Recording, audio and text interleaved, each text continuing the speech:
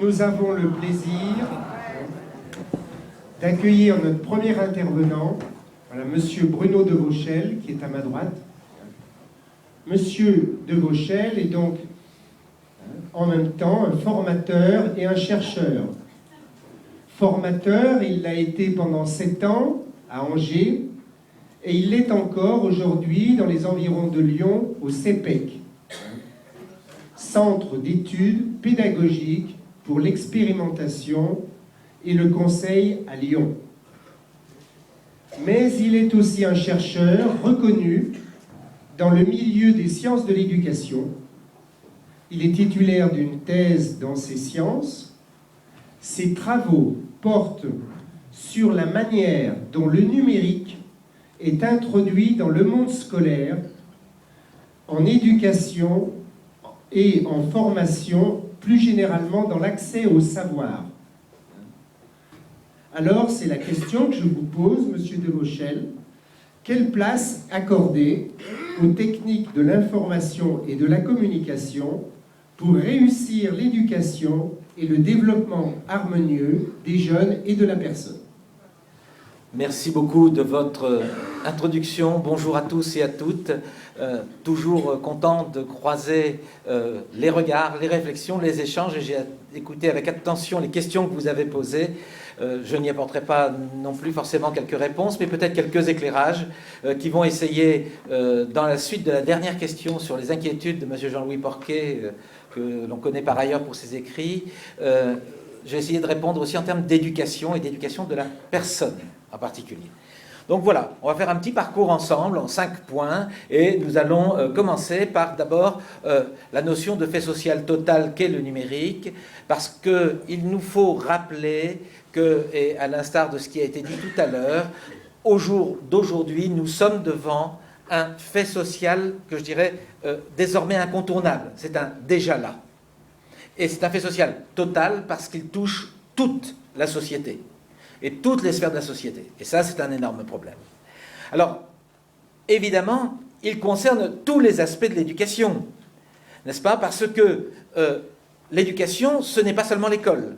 C'est aussi la famille, c'est aussi l'éducation sociale, l'éducation populaire, l'éducation par soi-même. C'est aussi, évidemment, le monde scolaire, mais c'est aussi le monde du travail.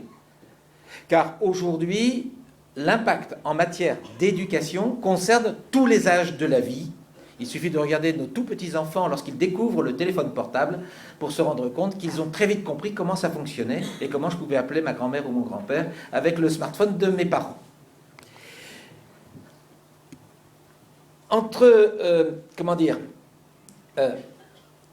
Aujourd'hui, on est vraiment dans la dimension du quotidien. C'est-à-dire qu'aujourd'hui, nous avons, et vous le voyez ici, et je vais essayer d'illustrer au fur et à mesure, dans le quotidien de chacun, 3 champs particuliers qui nous ont envahis. Le premier, c'est la pratique ordinaire.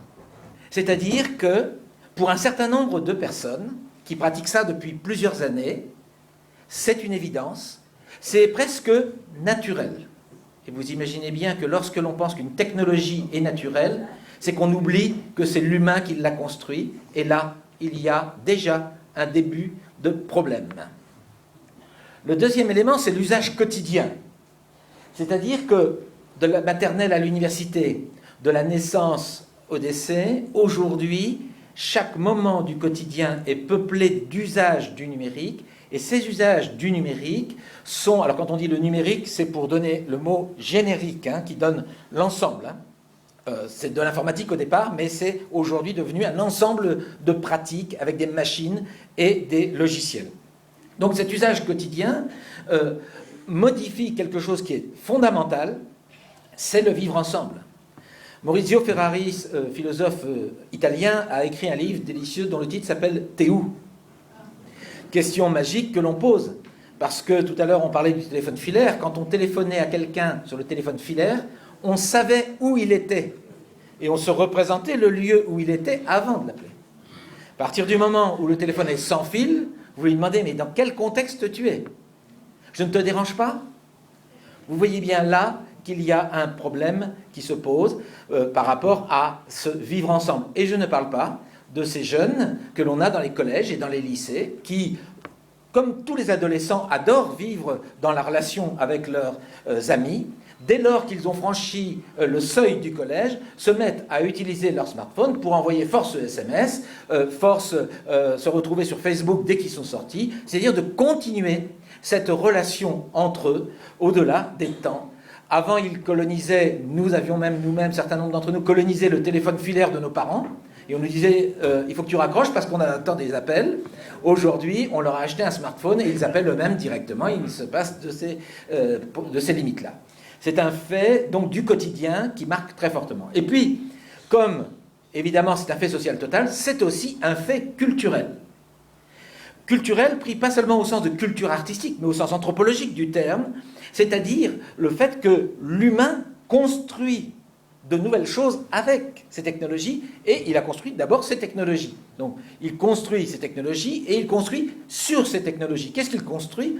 Il construit une nouvelle façon de vivre ensemble, une nouvelle façon de produire, une nouvelle façon d'engager le modèle social dans lequel nous sommes. Bref, ce changement culturel amène évidemment à un éclatement des repères, et cet éclatement des repères a une conséquence pour l'enseignement, c'est que l'enseignement qui est chargé, l'enseignement formel, qui est chargé, lui, de fournir des repères, se trouve déstabilisé par le simple fait que n'importe lequel d'entre vous, si j'imagine qu'ici ce soit un cours traditionnel, pouvait très bien, avec sa tablette, se connecter et aller vérifier ce que notre collègue a dit ce matin en consultant la page Wikipédia sur l'histoire de l'informatique et d'Internet. Ce qui aurait été, évidemment, tout à fait possible, mais ce que font certains étudiants dans l'université. Ils vérifient que ce que vous dites est bien, parfois même ils viennent vous aider en vous disant « Oui, il y a même ça qu'il a ajouté et c'est tout à fait intéressant ». Enfin, ils ont compris qu'on pouvait être intelligent avec ces machines-là et pas seulement être copieur ou être tricheur. Il y en a beaucoup, et même une grande majorité, sont particulièrement doués pour prolonger l'apprentissage comme ça. Donc, il y a un fait culturel, et un fait culturel qui marque d'autant plus les jeunes qu'ils sont nés avec. Ils ne l'ont pas choisi. Alors, je vais le dire très trivialement, c'est de notre faute s'ils l'ont. Et c'est de notre faute s'ils l'utilisent. Ils n'ont rien demandé. On leur a mis ça dans les mains, et on continue de leur mettre dans les mains, et après ça on dit « Ah, les jeunes, ils sont comme ci, ils sont comme ça. » Ben attendez, c'est quand même nous qui sommes responsables. Soyons vigilants là-dessus, car l'éducation se pose ce problème-là, et le monde scolaire en particulier est très très secoué par cette évolution-là, même si c'est un mouvement lent. Alors, dans le monde scolaire, il y a plusieurs faits significatifs.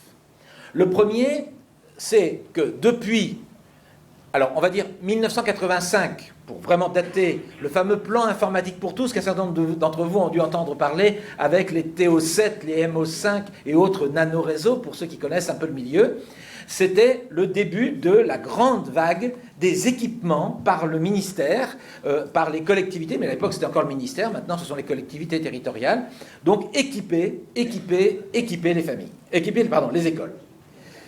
Donc, ces politiques volontaristes ne cessent de se reproduire, comme la dernière, qui est en cours en ce moment, qui est le plan numérique du président, qui, normalement, doit voir tous les élèves de 5e, pour peu que les collectivités acceptent, être équipés soit d'un ordinateur portable, soit d'une tablette à la rentrée de l'année prochaine. Donc, on a bien une récurrence des politiques publiques, et elles sont toutes volontaristes. Il faut que le numérique entre à l'école. Évidemment, il ne suffit pas de le dire, parce qu'en réalité, derrière ce volontarisme, on a noté des hésitations constantes face aux principes directeurs. Des hésitations constantes parce qu'en fait, contrairement à ce qu'on pense, le numérique à l'école n'est pas une obligation, hormis dans un cas très précis que je vais évoquer après. Ce fait que ce ne soit pas une obligation, que ce n'ait jamais été qu'une option, est très significatif de cette hésitation des pouvoirs publics. Là où est l'exception, c'est l'enseignement professionnel. J'ai été enseignant d'enseignement professionnel dans le tertiaire à une époque très, très ancienne, au début de l'informatisation, donc entre 80 et 90. Et à cette époque-là, lorsque nous faisions venir les entreprises après le stage de nos étudiants, de nos élèves, puisque c'était des bacs professionnels à l'époque, c'est les premiers bacs professionnels, les entreprises étaient sidérées de voir l'avance de l'école sur leurs pratiques à elles. On parlait tout à l'heure du vidéoprojecteur, de rétroprojecteur. Sur ce rétroprojecteur qui était cet appareil qui projetait des transparents, on avait mis un écran transparent et on projetait. Et les entreprises étaient sidérées, elles n'avaient pas ça dans leur contexte professionnel. Parce que l'enseignement professionnel a très très tôt, professionnel et technique, a très très tôt compris, sous la pression d'ailleurs de l'évolution de l'emploi, qu'il fallait très rapidement former les jeunes. Mais ce n'est pas l'enseignement professionnel qui pose problème, c'est l'enseignement général. Et c'est dans l'enseignement général que s'est produit toujours cette hésitation. Parce qu'on ne sait pas où mettre cette technique. Et puis il faut dire un peu, un fait qui est quand même un petit peu gênant, c'est que pour beaucoup de gens, ce qui est technique, c'est un peu sale. Un peu sale et on ne va pas se salir les mains. Puis en plus, c'est l'entreprise, c'est le marché. Alors il ne faut pas trop que ça vienne dans l'école. Donc on a cette vieille méfiance qui est historique dans le monde scolaire et qui est liée à l'histoire elle-même de l'école. Alors, évidemment, pratique sociale contre pratique scolaire. On en est là aujourd'hui. Culture des écrans. Nous sommes confrontés depuis maintenant le début des années 60 à la démocratisation des écrans, à commencer par la télévision. Alors, je rappelle pour mémoire que de Socrate, et même avant des Babyloniens jusqu'à maintenant, on a toujours fustigé la jeunesse face aux évolutions. En disant, ah, la jeunesse, elle n'est plus comme elle était, elle est devenue comme ci, comme ça. Et autour des écrans, évidemment, on a dit, ah là là là là, la déploration est un cycle constant, c'est récurrent, on déplore. On comprend les interrogations, on comprend moins les déplorations, surtout lorsqu'on est responsable d'avoir mis ces écrans dans les foyers. Enfin, je veux dire que quand je mets un écran de télévision dans la chambre de mon enfant, ce qu'on appelle la culture de la chambre, eh bien, je suis responsable en tant qu'adulte. D'accord ? Donc cette multiplication des écrans, et qui avec l'informatique a été encore amplifiée, hein, on a 8 à 10 écrans par foyer dans les foyers avec enfants, on a là une évolution majeure, c'est-à-dire que l'écran est présent. Et ça va jusqu'à ce qu'on appelle l'incorporation prise au sens propre et au sens figuré, qui est ça vient dans votre corps. On a parlé des objets connectés tout à l'heure. Aujourd'hui, le smartphone tient dans votre poche. Demain, il pourrait être bien carrément sous votre peau. Rassurez-vous, ce n'est pas encore arrivé, mais certains travaux qui sont menés actuellement, et ils sont justifiés pour soigner un certain nombre de maladies mentales dégénérescentes, utilisent justement l'incorporation d'informatique dans le cerveau ou dans certaines parties du corps pour permettre aux gens de se porter moins mal. Donc cette incorporation est un phénomène. Deuxième élément, la culture des interactions.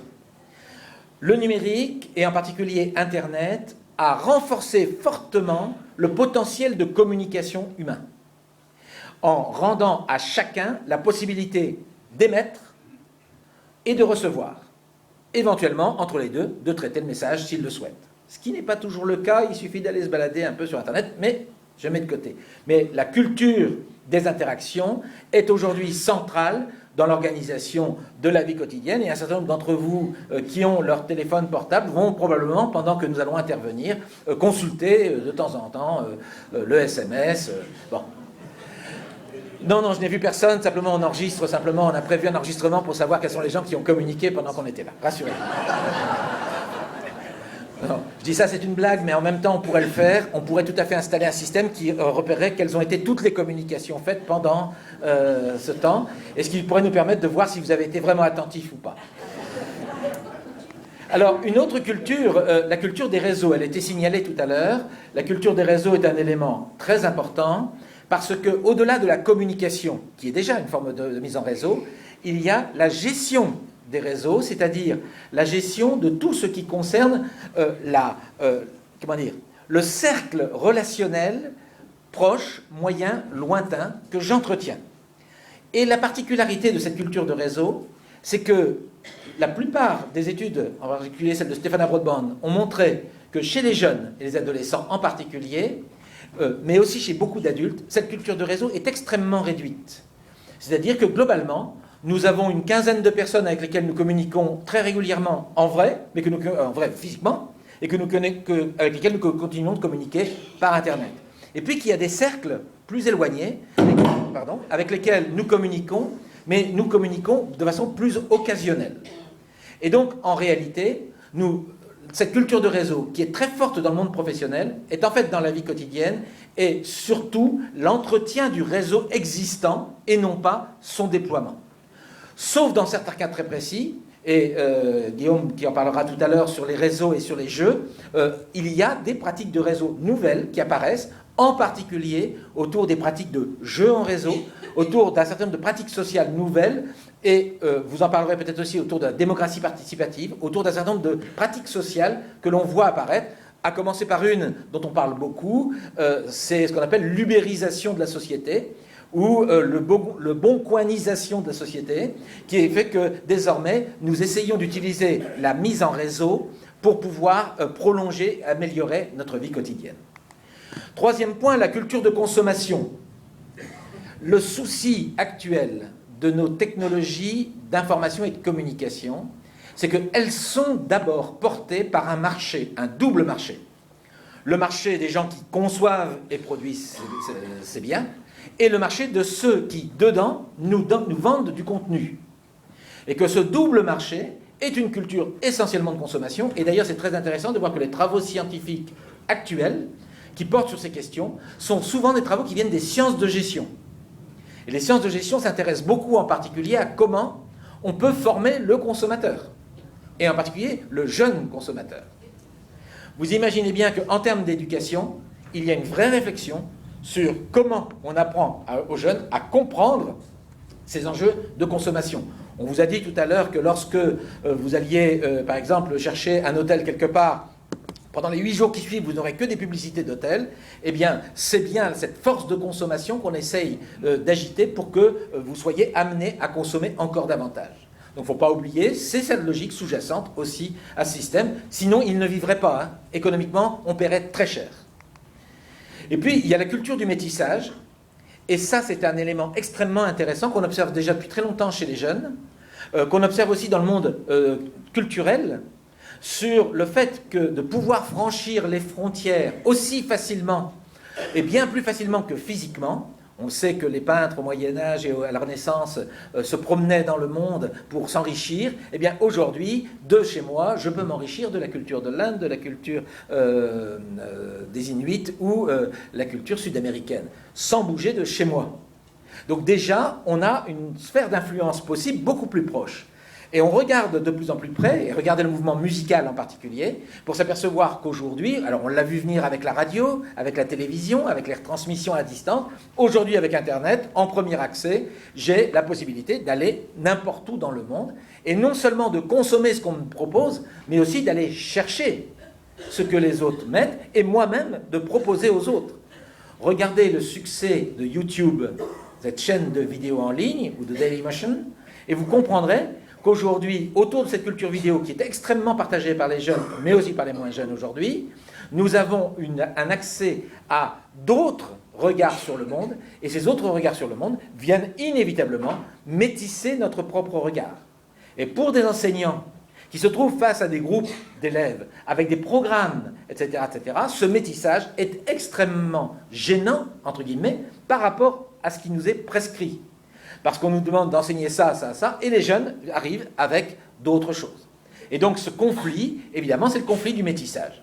On a plusieurs travaux de recherche qui ont été menés là-dessus, qui sont passionnants, et qui nous montrent qu'à l'intérieur d'un établissement scolaire, il y a en plus des effets de contagion très très forts entre les jeunes sur ce métissage.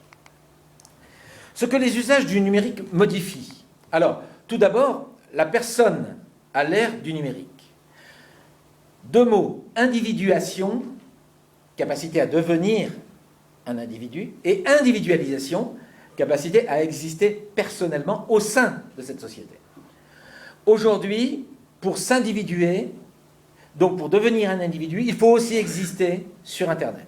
Et quand vous regardez les travaux sur les jeunes et sur l'usage des blogs, sur l'usage des SMS, sur l'usage de Twitter, sur l'usage de Facebook, on s'aperçoit que la construction identitaire, et donc le droit d'exister initialement, est déjà porté par cela. Alors c'est pas nouveau, hein, la question de l'individuation avec les techniques remonte aux années 60 avec les travaux de Gilbert Simondon par exemple, et qui montrent effectivement cette question de la nouvelle forme de construction d'individus, mais aussi le droit à l'individu d'exister.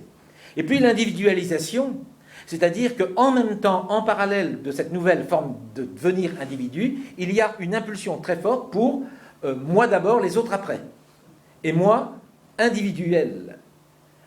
C'est-à-dire que le rapport au collectif, le rapport au social, qui faisait passer historiquement le social avant l'individuel, aujourd'hui fait passer l'individuel avant le social. Et que le social doit être reconstruit. Je dis souvent, à l'école, on parle du vivre ensemble, et moi je dis plutôt faire société. Plutôt que vivre ensemble, faire société. Or, l'école, aujourd'hui, a énormément de mal face à ça. Le système éducatif a énormément de mal face à ça. Deuxième chose, la construction de l'identité passe par d'autres canaux que l'école. Autrement dit, aujourd'hui, l'école est concurrencée. La réputation, la popularité, la reconnaissance sont portées par de nouveaux acteurs, ces acteurs en ligne. Quand vous écoutez un journal télévisé et qu'on vous raconte une nouvelle, il n'est pas rare de dire d'ailleurs sur la twittosphère, des millions de personnes, ou des milliers de personnes, ou des centaines de personnes ont communiqué. Notre ministre a tweeté. Autrement dit, il a envoyé des messages sur Twitter, donc cette petite messagerie courte. Ça fait partie aujourd'hui des normes de reconnaissance par l'extérieur. Plus je suis populaire, meilleur je serai, paraît-il. J'ai bien dit paraît-il, vous avez vu. D'accord ? Donc, nous avons ça. Et puis, la réussite scolaire se trouve mise en concurrence, mais pour l'instant, ça reste soft en France. Je dis bien en France, parce qu'en France, il y a une particularité, c'est le monopole par l'éducation nationale des diplômes.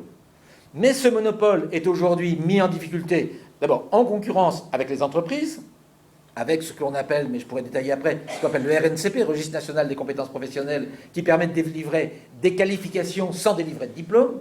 Et puis, il y a surtout l'internationalisation. Vous avez peut-être entendu parler de cet acronyme épouvantable qu'on appelle les MOOC. Massive Open Online Course, les cours en ligne ouverts et massifs, ouverts à tous. C'est des sortes d'universités en ligne qui sont accessibles à n'importe qui. Et vous avez directement les cours de Stanford, les cours du MIT, les cours d'Oxford, aussi bien que les cours de l'ENS, qui sont en ligne et vous pouvez y accéder gratuitement.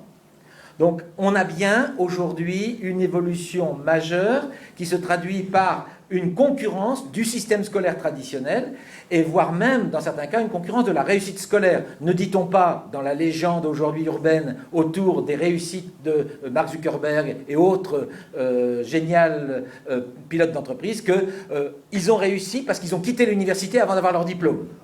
Vous le lirez dans la presse, ça fait partie de ce que j'appelle la légende populaire. Mais bon, c'est une légende, hein, une légende urbaine, pardon. Alors, apprendre à l'ère du numérique. Si de l'environnement informationnel à la construction des connaissances, il y a une évolution du cadre de référence traditionnel de l'école. Donc, vous voyez bien, information, communication, qui est au cœur de la mission scolaire, est en cours d'évolution. Il y a nécessité pour l'école de prendre en compte des ressources différentes. Aujourd'hui, les plans qui se multiplient disent qu'il faut accéder aux ressources, il faut accéder aux ressources. Et effectivement, le ministère s'emploie fortement à donner accès aux ressources. Mais on voit bien que dans une salle de classe, le prof accède à ses propres ressources, le prof à l'université fait la même chose, les étudiants font la même chose, à tel point qu'un jour un étudiant a trouvé que ce qu'il trouvait en ligne était un peu mieux que ce que disait le prof. Prof de droit, première année d'université à l'Université catholique de Lyon, frémissement. Oh mais son cours, il est en ligne, c'est l'école de magistrature de Bordeaux qui l'a mis avec la fac de Bordeaux, et c'est quand même plutôt mieux, et plutôt plus complet que ce que fait le prof. Angoisse, et on fait quoi dans le cours après ? Vous voyez ? Donc, ces ressources nouvelles viennent quasiment mettre à pied, c'est une mise à pied de l'enseignant dans certains cas. Ça peut l'être. On verra que, nous en discutions avec Guillaume en venant, on verra qu'il y a des façons aussi de faire comprendre que lorsqu'on est ensemble, comme le disait jadis ma professeure, quand on est ensemble comme cela, ce n'est pas moi qui transmets un message, c'est nous qui essayons de penser ensemble. C'est que j'essaye de vous faire partager mes réflexions et j'espère que vous-même, avec moi, nous pensons ensemble. Et c'est ça la force du présentiel, c'est qu'on peut faire ce cheminement intellectuel ensemble. Et ça, c'est une grande force. Alors, évidemment, l'enseignant se trouve augmenté avec des vidéos, augmenté avec des ressources nouvelles. Donc, il a des moyens nouveaux. Alors attention, des vrais moyens, hein, pas des machins, des subterfuges commerciaux, comme ces fameux tableaux blancs interactifs, qui ne sont utilisés qu'à 90%, exactement comme j'utilise actuellement le vidéoprojecteur, pour lesquels l'interactivité n'est quasiment pas en réalité utilisée. Et puis, une des grandes nouveautés, c'est la continuité au-delà des espaces-temps scolaires. Ça, c'est une très grande question actuellement. On veut impliquer les parents dans l'école, mais on veut aussi que les enfants y travaillent à la maison. Et nous venons de terminer une recherche dans laquelle nous avions un système d'enregistrement de ce que faisaient les élèves sur leur ordinateur à la maison. Ce qui nous permettait de savoir à quelle heure ils se connectaient, qu'est-ce qu'ils faisaient, est-ce qu'ils allaient consulter, faire le travail qu'on leur demandait ou pas, et à quelle heure ils le faisaient. Vous imaginez, aujourd'hui, si moi j'aimerais bien que le travail à la maison soit fait, moi enseignant, je pourrais éventuellement avoir mon petit compteur qui me dirait « machin est connecté, il est en train de travailler sur tel exercice ». Il faut savoir que ces choses-là sont aujourd'hui tout à fait possibles, qu'elles existent. Alors évidemment, quand on fait ça en recherche, on a des cadres juridiques avec la CNIL, on dépose tout cela, on a des cadres de confidentialité. On le fait justement pour démontrer cette évolution-là. Donc sachez que ça fait partie des choses qui nous guettent déjà, mais qui sont déjà effectives lorsque vous vous connectez à Google et que vous avez gardé votre connexion par votre abonnement à Google. Alors, ce que les usages du numérique modifient, alors moi j'appelle ça la notion d'environnement personnel techno-cognitif. C'est une analyse des changements que je vous propose. Alors vous allez voir ce que c'est, vous allez le comprendre très rapidement. Mais c'est très important parce que c'est un changement radical de fonctionnement du cerveau. Alors, tout d'abord, l'enfance se développe dans un monde tel qu'il est. Ensuite, son fonctionnement cognitif, la façon dont son cerveau travaille, il prend en compte ces technologies. C'est-à-dire que nous avons été élevés sans ces technologies. Donc, nous avons développé des compétences cognitives liées à cet environnement. L'environnement change. Nous adaptons nos compétences. On connaît tous la théorie de la plasticité du cerveau, qui dit que notre cerveau passe son temps, pour une partie, à se reconfigurer en fonction du contexte dans lequel il est. Et du coup, évidemment, il s'adapte avec ces nouvelles machines, qui augmentent évidemment son potentiel, et puis qui contraignent ses activités. Parce que, il faut dire aussi que le numérique ne libère pas complètement. Les applications, vous demandiez ce que c'est qu'une application, les logiciels, qui sont en fait ce que l'humain propose à l'usager de faire, eh bien, ils contraignent l'usager à faire quelque chose. Pourquoi les spécialistes du jeu, et Guillaume nous en parlera aussi, sont si habiles à maintenir l'attention des jeunes devant les écrans? Pourquoi? C'est une vraie question. Ils ont bien compris comment on peut maintenir l'attention. Ah, les profs, ils en rêvent. Hein. Si les élèves étaient aussi passionnés pour leurs cours que pour les jeux vidéo, c'est-à-dire pour ça qu'on parle de serious game parfois à l'école. Et puis, il y a, il ne faut pas l'oublier, apprendre, ça s'appuie sur des processus. Alors, pour ceux qui connaissent l'histoire de la pédagogie et de la recherche en pédagogie, il y a ce qu'on appelle la taxonomie de Bloom, qui essayait d'expliquer un peu quels étaient les processus mentaux, au moins de les décrire, à défaut de les décrire, je dirais, en termes de mots, à défaut de les analyser, puisqu'il n'a pas les moyens de le faire. Qu'est-ce qui se passe dans notre tête? Alors, regardons rapidement ce qui se passe, vous allez le comprendre.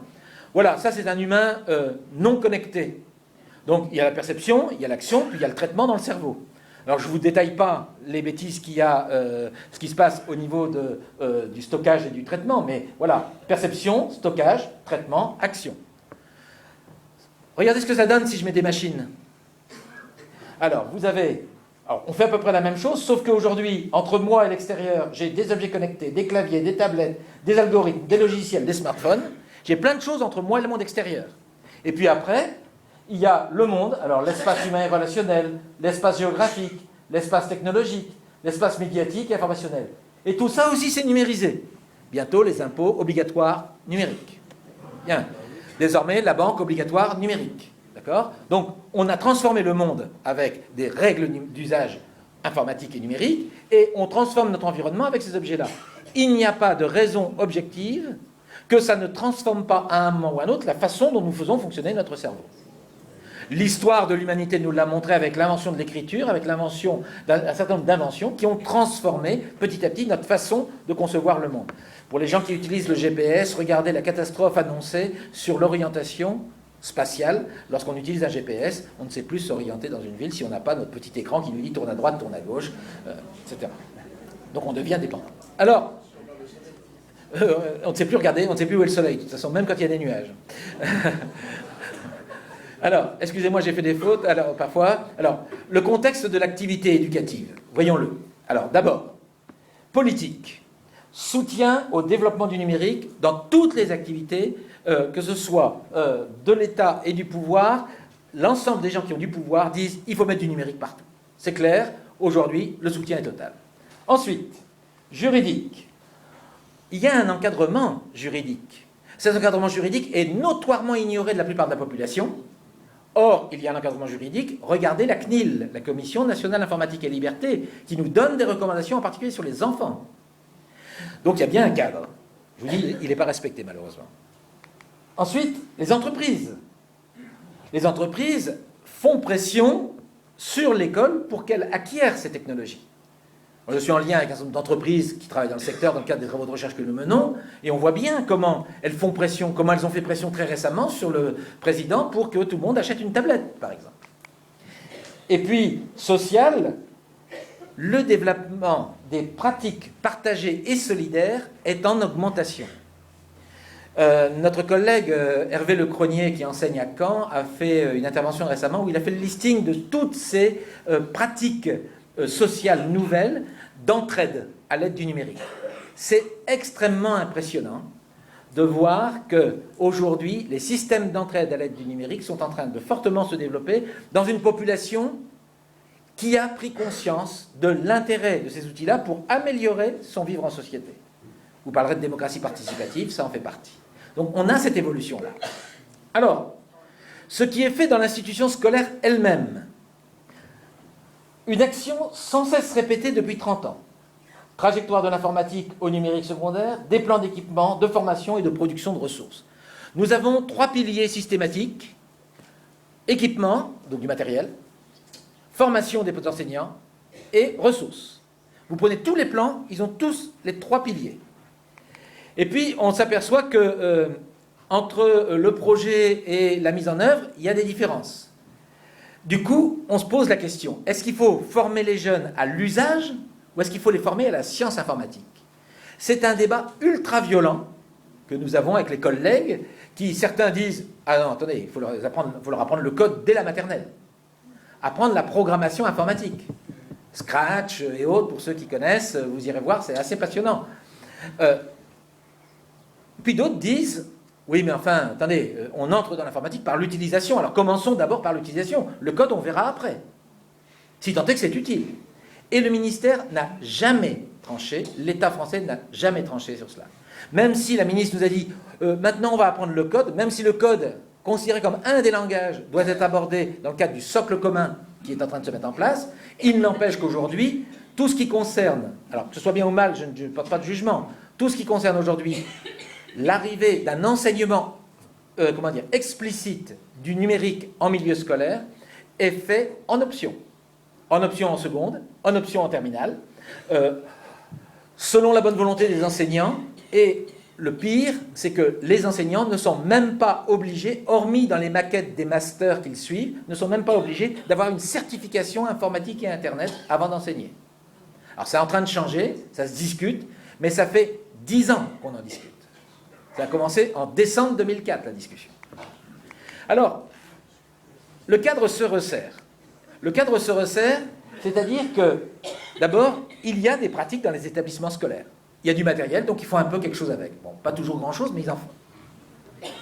Les expérimentateurs. Alors, il y a beaucoup d'expérimentateurs dont on parle, mais très peu en réalité. C'est-à-dire que, vous savez, vous avez ce qu'on appelle les professeurs innovants, hein, les professeurs pionniers. Alors ça fait la une des journaux. Hein, mon collègue Pascal Biouet sur la classe inversée et d'autres. Alors ça fait la une des journaux. Sauf que la réalité dure du quotidien est très très différente. Car moi, c'est celle qui m'intéresse dans mes travaux, c'est comment ça se passe au quotidien. Et elle est très loin d'être ce que nous montrent les médias et ce que l'on nous montre lorsque l'on veut glorifier dans une journée du numérique comme celle du 1er octobre par exemple, où on glorifie d'abord des pratiques extrêmes et on oublie d'aider les pratiques ordinaires. Ce qui fait d'ailleurs qu'un certain nombre de ces innovateurs sont tout à fait isolés dans leur établissement, ce qui est assez étonnant.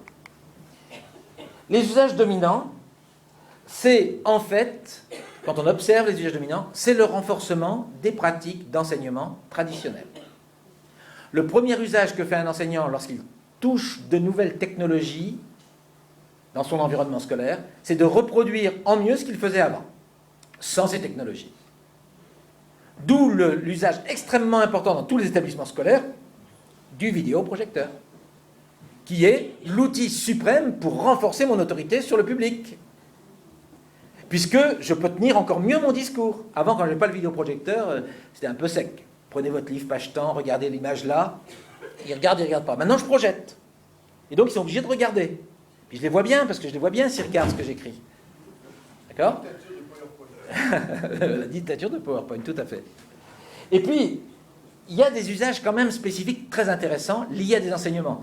Je dis ça parce qu'on a un collègue ici qui est là-dedans, qui est spécialiste des langues et qui connaît bien cela. Ça fait très longtemps que, par exemple, dans les langues, comme en mathématiques, il y a des pratiques ordinaires tout à fait intéressantes. C'est d'ailleurs dans ces disciplines-là qu'on a observé les choses les plus intéressantes sur le plan de l'enseignement. C'est dans ces disciplines-là principalement. Ça, et puis, étonnamment, quelque chose qui n'est pas une discipline à l'école et au collège, ni au primaire, la documentation. Ce n'est pas une discipline, pourtant ce sont des professeurs de documentalisme, mais ce n'est pas une discipline enseignée, et pourtant c'est là-dedans que se trouve un des trésors aujourd'hui de l'évolution de milieu scolaire. À venir encore. Et puis, ce qui est le plus occasionnel, et ça c'est assez stupéfiant, c'est de faire utiliser par les élèves. En fait, on fait finalement peu utiliser par les élèves dans l'école le matériel. Alors la grande nouveauté, c'est, comme on n'a pas les moyens de fournir un ordinateur à chacun, même si le président en rêve, il n'a pas les moyens, rassurez-vous, eh bien, s'ils amenaient leur matériel eux-mêmes, ça nous coûterait quand même moins cher.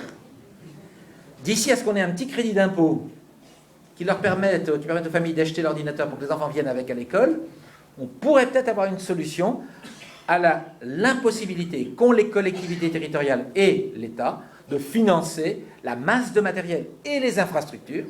Ce qui fait qu'à l'université, comme celle où je travaille à Poitiers, nous avons constaté que 95 à 98% des étudiants de première année de licence qui arrivent après leur bac sont dotés d'un ordinateur portable connecté à Internet. Moyennant quoi, mon collègue qui est vice-président numérique me dit « Nous, on ne travaille plus que sur les infrastructures et sur le matériel d'appoint. Fini les salles informatiques, fini toutes les infrastructures de base pour mettre du matériel à disposition. On ne met que des infrastructures. De la connexion de bonne qualité et des services complémentaires partagés entre tout le monde. » Donc ça, c'est une évolution qui fait qu'aujourd'hui, on s'aperçoit que dans le monde scolaire, et dans la grande majorité du monde scolaire, c'est encore trop compliqué. Si les élèves n'ont pas un équipement personnel, c'est trop compliqué. Il faut réserver une salle, il faut louer, c'est compliqué. Et donc les enseignants préfèrent abdiquer. Et comme ils ont un vidéoprojecteur, eh bien finalement, ça marche mieux comme ça. Alors, ce qui fait problème pour l'éducation, le monde scolaire est-il en difficulté ? Il n'a pas les moyens de ses ambitions, et de même, les équipements, les infrastructures, les compétences, les projets sont encore largement en dessous du problème éducatif. Pour moi, je considère qu'aujourd'hui, on est largement en dessous de la problématique éducative. Et ça, c'est un vrai souci en ce moment, même si depuis un certain temps, nous sommes nombreux à intervenir auprès du ministère, nombreux chercheurs à intervenir auprès du ministère pour leur dire attention là où vous allez, mais on sent bien qu'il y a un problème. J'ai parlé d'infrastructures. Les infrastructures, c'est le réseau, c'est l'accès, c'est la qualité des services qu'on donne lorsqu'on a son ordinateur.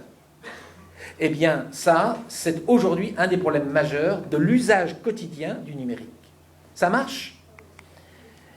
Il n'a pas interroger les valeurs fondamentales, le système éducatif n'a pas interrogé les valeurs fondamentales au regard de la société actuelle. Parce qu'en fait, les valeurs fondamentales de l'école, qu'on appelle souvent valeurs républicaines, sont celles qui ont été érigées entre 1791 et, je dirais, la fin de la guerre 39-45, et elles n'ont pas été revisitées avec la révolution en cours numérique. Et ça, aujourd'hui, nous nous posons des questions sur, justement, quelles sont les valeurs fondamentales de notre vie en société et à quoi former les jeunes dans ce contexte-là. Et je dois vous dire qu'on n'a pas de réponse toute faite. On a surtout beaucoup d'interrogations en ce moment et on s'aperçoit que malgré la volonté, la pratique ne suit pas. Et donc on reste sur les modèles anciens. Il se trouve, le système scolaire, face à des temporalités différentes. En fait, un changement culturel ne va pas à la même vitesse qu'un changement technologique. On le sait depuis longtemps, mais aujourd'hui, c'est un énorme problème. Alors, pour construire la personne, et pour terminer notre propos, les compétences des enseignants et des éducateurs. Tous les éducateurs, parents, mais aussi enseignants du supérieur, éducateurs, je dirais même dans certains cas, managers en milieu d'entreprise ou responsables de ressources humaines.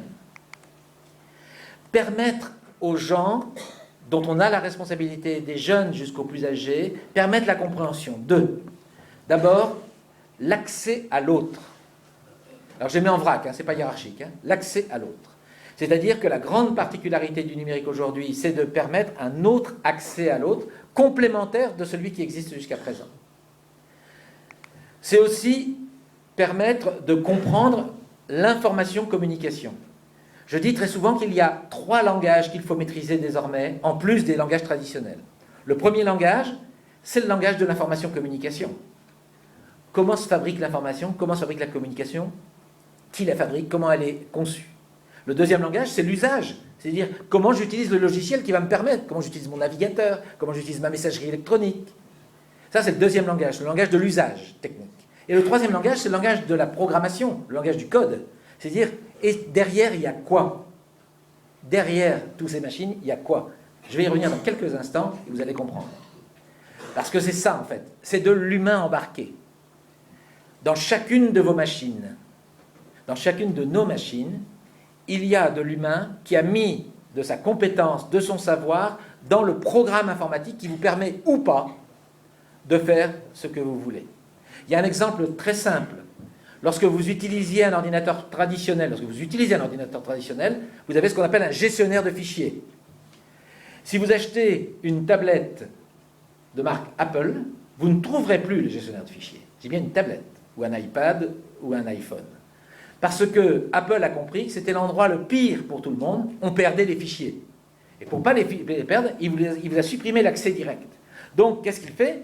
Il vous dit, laissez-moi faire, je vais faire à votre place. C'est-à-dire qu'il y a un programmeur qui a décidé, avec le staff, etc., de mettre dans les algorithmes et dans la programmation de la machine un certain nombre de droits, mais aussi d'en interdire un certain nombre d'autres, pour vous permettre ou pas de faire certaines choses. Et en fait, il faut bien comprendre que le souci premier aujourd'hui, c'est d'arriver, que ce soit pour l'information-communication, que ce soit pour le logiciel, que ce soit pour le code, permettre à chacun de nous, quel que soit notre âge, de comprendre quelle est la part d'humain qui est embarquée dans ce que nous utilisons. Et cette part est extrêmement difficile à décrypter, voire impossible, car plus on avance, plus on cache les choses. En 1982, lorsqu'on formait les élèves de BEP, agents des services administratifs et informatiques, à écrire des langages en basique, des programmes en basique, eh bien, à ce moment-là, on leur faisait faire de la programmation. Puis très rapidement, on leur a dit, non, on va vous apprendre à faire du traitement de texte. Et maintenant, on leur dit, non, le traitement de texte, vous l'apprendrez tout seul, on va vous apprendre à communiquer et à vous informer. Donc, on voit bien qu'on a caché ces choses-là. C'est qu'aujourd'hui, la seule chose, c'est vous informer, vous communiquer. Rassurez-vous, les machines font le travail derrière vous. C'est que les machines, elles, sont capables de faire à votre place plein de choses et ne vous en occupez pas, elles se débrouillent très bien toutes seules. J'en suis pas sûr parce qu'elles vous imposent certaines choses. Et puis, évidemment, il faut comprendre l'évolution, culturelle de notre société, mais aussi économique, c'est l'autonomisation et la responsabilisation. Actuellement, il y a un poids très lourd qui pèse sur les jeunes, qui est le poids de l'autonomisation et de la responsabilisation. Tu vas être autonome, enfin, dit-on, après 14 ans d'école, pendant lesquels on lui a dit tout ce qu'il fallait faire le matin, le midi, le soir, les devoirs, etc., etc. Et il arrive à la fac et on lui dit, comment, t'es pas autonome? Réfléchissez à ça, c'est un élément très important aujourd'hui, et dans le monde, dans la société dans laquelle nous sommes, la survalorisation de la valeur d'autonomie est un vrai problème éducatif. Alors on y travaille depuis de nombreuses années, mais pour construire la personne, il faut encourager les compétences. Alors les compétences. Des adultes capables d'accompagner et de structurer. Un adulte enseignant, un adulte éducateur, c'est quelqu'un qui accompagne les jeunes dans leur chemin et qui les aide à structurer. Car un des éléments essentiels du numérique, tel qu'on le perçoit à travers l'information-communication, c'est qu'il n'est pas structuré a priori. Un enseignant, lorsqu'il prépare son cours, il a son programme, c'est structuré. Lorsqu'il se retrouve face à l'information, avec des élèves face à l'information, il n'y a pas de structure a priori. Et ça, c'est assez nouveau dans le travail. Deuxième élément, des compétences à vivre dans un monde plus complexe qu'auparavant. C'est-à-dire que le fait d'accéder à ces informations rend, évidemment, beaucoup plus dur à distinguer un certain nombre d'éléments de points de repère. Et ces points de repère, aujourd'hui, il faut aller les rechercher. Et ça, c'est compliqué. Troisièmement, une amplification de la responsabilité individuelle par rapport au collectif. Nous sommes, la plupart d'entre nous, nés à l'époque où la religion, la politique, les deux mondes, etc., structuraient fortement notre éducation. Nous sommes aujourd'hui dans un monde où aujourd'hui, c'est d'abord moi qui structure le monde, c'est ma personne, et qu'à partir de là, il faut construire du collectif. C'est qu'avant, le collectif était construit avant l'individu, aujourd'hui, l'individu se construit avant le collectif. Et ce changement, ce renversement que nous observons pose problème, qu'ont fait un certain nombre d'études de sociologues. Et puis, reconstruire les chemins de la solidarité dans un monde concurrentiel. Fort heureusement, je vais évoquer la conférence de M. Lecronier, il y a des gens qui, effectivement, il en témoignait, se lancent dans cette partie de reconstruire de la solidarité, reconstruire du lien dans un monde concurrentiel. Mais c'est une lutte extrêmement difficile, c'est une lutte que l'on connaît depuis très très longtemps, puisqu'elle elle est aussi la lutte des associations, de toutes les associations. La mise en association, c'est pour lutter aussi contre d'autres formes. Eh bien, aujourd'hui, on voit apparaître, mais moins structurés, des mouvements sociaux, des mouvements culturels, des mouvements intellectuels, des mouvements de partage, qui s'appuient sur Internet pour justement offrir des alternatives à cette logique marchande, à cette logique politique aussi, qui impose à chacun de nous un certain nombre de cadres. Et puis, faire société est le seul moyen aujourd'hui de réapprendre à faire société, est le seul moyen de dépasser le seul vivre ensemble. C'est bien, on vit ensemble, on s'entend bien, on est ça. Mais il faut faire société derrière. Or, la difficulté, c'est qu'aujourd'hui, la société ne s'écrit plus telle qu'elle a été écrite auparavant avec les cadres, mais qu'elle est en permanence à construire. Et que la difficulté, c'est que le monde scolaire, dont tous les spécialistes de la pédagogie institutionnelle ont bien montré que c'était une petite société, aujourd'hui a perdu cette fonction de faire société. Seuls quelques pédagogues un petit peu expérimentateurs, dans leur coin, autour de la pédagogie institutionnelle, autour des pédagogies freinées, ont travaillé cette dimension. Mais c'est globalement perdu aujourd'hui, au nom de la rentabilité, de la réussite scolaire et des parcours. Et donc, le numérique là-dessus vient évidemment interroger la façon et les choix que l'on fait en matière d'éducation. Merci de votre attention.